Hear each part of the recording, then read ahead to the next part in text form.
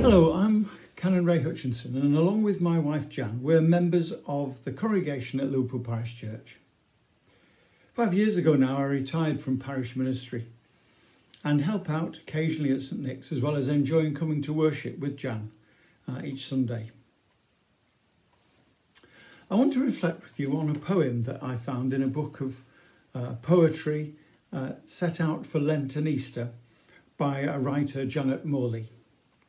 She chose a poem to be used every day through Lent and then in the first week of Easter. And it's one of those poems from the first week of Easter that I'm using both with my own thoughts and with the thoughts of Janet Morley as she wrote her illustrations of it. The poem is called Food for Risen Bodies by Michael Simmons Roberts. On that final night, his meal was formal. Lamb with bitter leaves of endive, chervil, bread with olive oil, and jars of wine. Now on Tiberias' shores he grills a carp and catfish on a charcoal fire. This is not hunger, this is resurrection. He eats because he can, and wants to taste the scales, the moist flakes of the sea, to rub salt into his wounds. The process of sharing food with his friends is a recurring theme in Jesus' life. The first stanza reminds us of the setting for the Last Supper held the evening before Jesus' trial. A formal occasion. It was the Passover meal, in which the different elements have traditional meaning. The roast lamb, slaughtered for the Passover feast, in memory of the meal held by the Israelites on the nights they were released from slavery in Egypt. The bitter leaves of endive were prescribed to accompany the meal to symbolise the bitter suffering during the time of slavery. This is the background for Jesus' Eucharistic instruction to bless and share bread and wine in remembrance of me. In the second stanza, after the resurrection, Jesus prepares a barbecue breakfast for his disciples at the lakeside. They had spent a fruitless night trying to fish, but finding nothing to catch. The charcoal fire recalls a similar charcoal fire that Peter warmed his hands by during Jesus' trial, before he denied knowing him. The poem goes into detail about the grilled fish, carp and catfish. This is a proper barbecue. There is reality to the succulent food.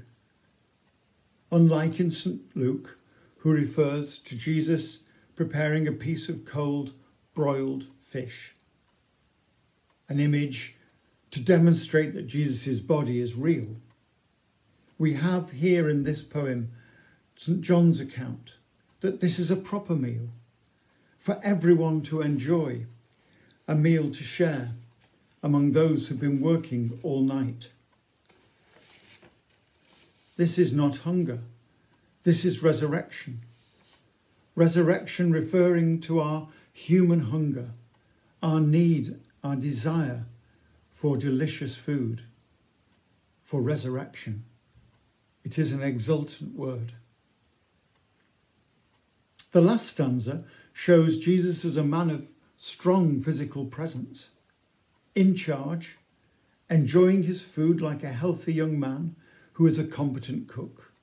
He focuses on the taste and texture of the food as it is eaten, the sea's saltiness, the fish's scales, and then the mention of how the salt is felt, rubbed into the wounds of his hands.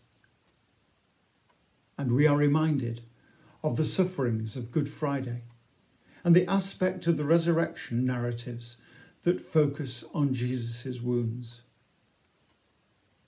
Resurrection in St John's Gospel does not undo the suffering and death. yet the marks of suffering remain on a transformed body.